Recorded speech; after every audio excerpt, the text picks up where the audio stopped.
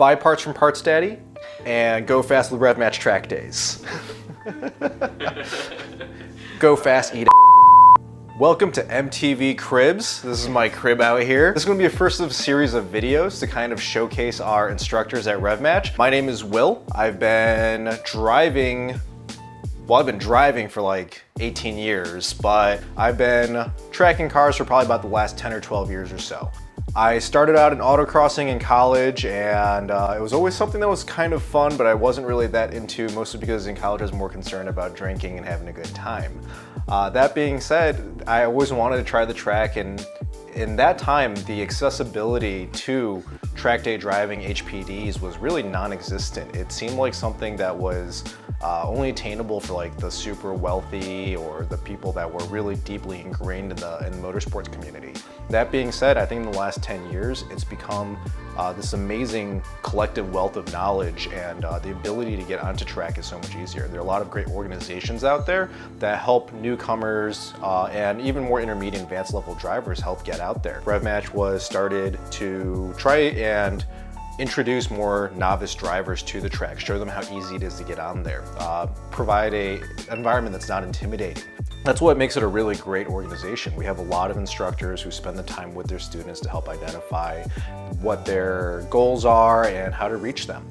A lot of people think that getting out on track means having a car that is fully built or prepped or whatever the case may be. And the reality is there are a lot of stock cars or near stock cars that are very capable and really fun to send out there. Some of the best times I've had on track were in Rantouls that were completely stock. Not that we advise doing that, of course, wink. Really the most important thing is seat time. As long as you have good brake fluid and good brake pads, you're good to go. And we have a lot of great instructors, a lot of great consultants or performance consultants at RevMatch. We'd be happy to get you set up with what you need, either through our affiliated shops or with someone such as myself, Parts Daddy, LLC. Get out there, have fun. If you have any questions, feel free to hit up any one of our instructors or staff. We'd be happy to help. I've owned probably about 30 cars over my collective lifetime. I think when you get a little bit older, loud exhausts start to get a little bit more obnoxious, and I'm starting to get to that point myself. So my S2000 is, it went from being a street car to a track car, and now it's kind of in this weird in-between phase and trying to get it more towards being a street car so I can enjoy it more on the street. I really didn't have a great understanding of cars until obviously I got a little bit older. I think at some point I really liked cars for both the status that they carried as well as the aesthetic purposes, right? I always loved Porsches. Porsches were just these beautiful cars with swooping lines and, you know, these proportions that just looked great, right? But I really didn't understand the performance aspect of them until I started driving, and that was around 16, 17 years old. My first car was a 1992 Toyota Paseo, and it was a piece of trash. It was a terrible car. It was burning oil, leaking trans fluid, like, you know, rear drum brakes. It was just a terrible car. It gave a death wobble up to 60 miles an hour. But it gave me something to fix, something to work on. And I love, and I still love, working with my hands and fixing things and making things better. One of my first cars that I modified was a Chevy Malibu, because it's what I had. It was a 2003 Malibu, and this was like in 2006. So it's still a pretty new car. It had a V6 that made kind of cool noises, I guess. A lot of it was making stuff to fit or adapting stuff from other cars. Like I pulled a transmission out of a Grand Am GT and found an LSD to fit that and put that into my Malibu.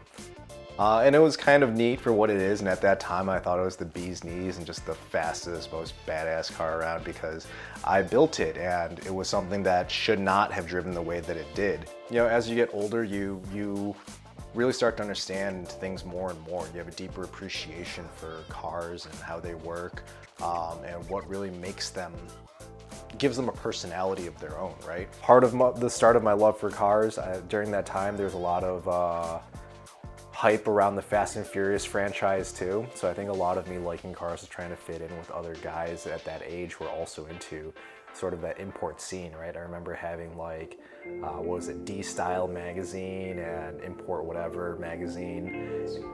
Oh yeah, Super Street, yeah, obviously, how could I forget Super Street? Oh, that's right, because all print is dead. Hondas with Bomex body kits and RX-7s and GTRs. I think right around that time, Initial D was really popular in the US, so was watching a lot of that, pretending I was going to be some big mountain drifter and hoping that I could make a career out of this. And I guess in some ways I'm living the dream. I have made a career out of the performance aftermarket. After high school and college, I had a 1995 BMW M3. That was another notable one. I miss my M3 the most. It was a 1995 Avis Blue M3. I bought it, and then 2 days later I money shifted it. So I had to replace all of the head components in it. Head came off, went to the machine shop, got new valves, valve seals, valve springs, got new cams, and then I put it all back together. A lot of blood, sweat, and tears went into that. I actually replaced the rod bearings in a gravel parking lot. That was fun. Replaced the oil pump in that same gravel parking lot.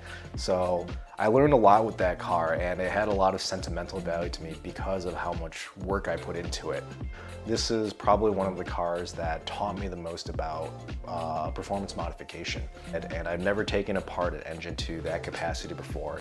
So that was a learning experience about how to put an engine internals back together and really about the performance aspect of it and the amount of care that needs to go back into assembling things like that. And it was just a ripper. It just made glorious noises and just came alive, in the high RPM.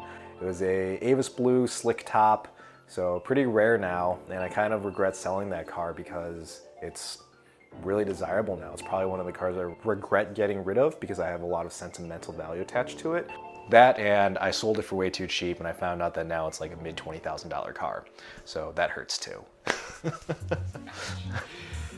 But that being said, it's also like one of the most stressful cars I've ever owned because it just broke constantly, as 20-year-old cars will do. I had a lot of knowledge from being involved in programs at U of I. So I was previously a treasurer, then a vice president, and the president of the Illini Auto Club.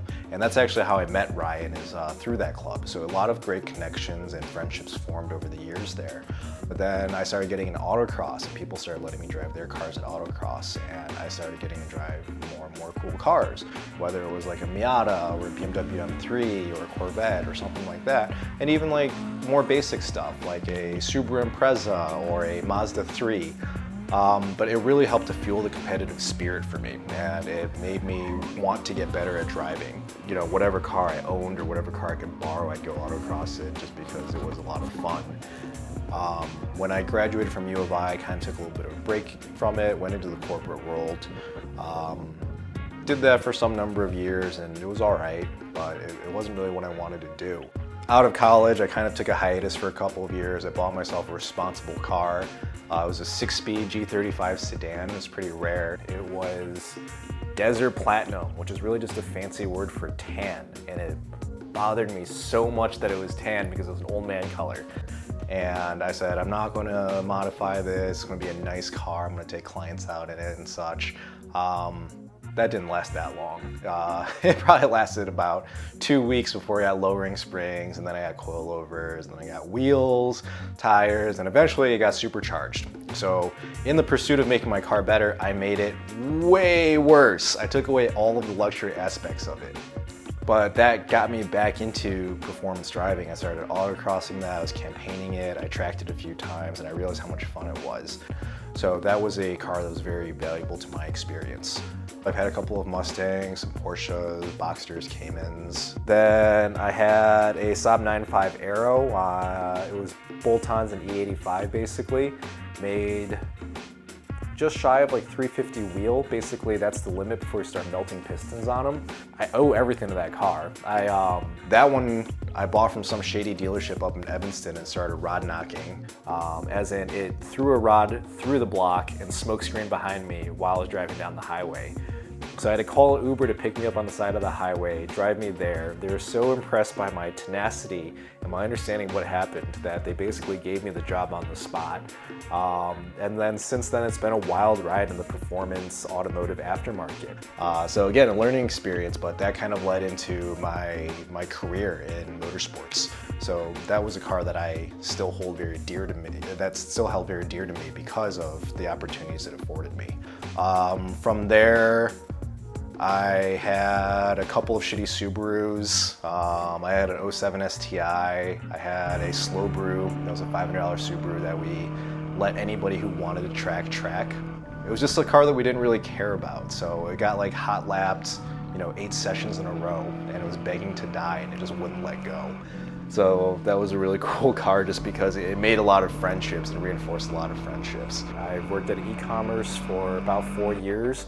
Then after that, I was working for one of the internationally recognized brands for some of the fastest V10 and V10 Audi R8s and Lamborghini Huracans, as well as some of the fastest GTRs in the world. That was an entirely different world for me. It was I went from a lot of the HPD road racing type of stuff, and that was almost all drag racing. It's predominantly drag racing. So I learned a lot about forced induction drag racing while I was there. When I started working there, that's when I really became a lot more involved and hands-on with the track community, especially here in the Midwest. And we are really fortunate to have a great community here in the Midwest. A lot of very friendly people that treat you like family and are very welcoming.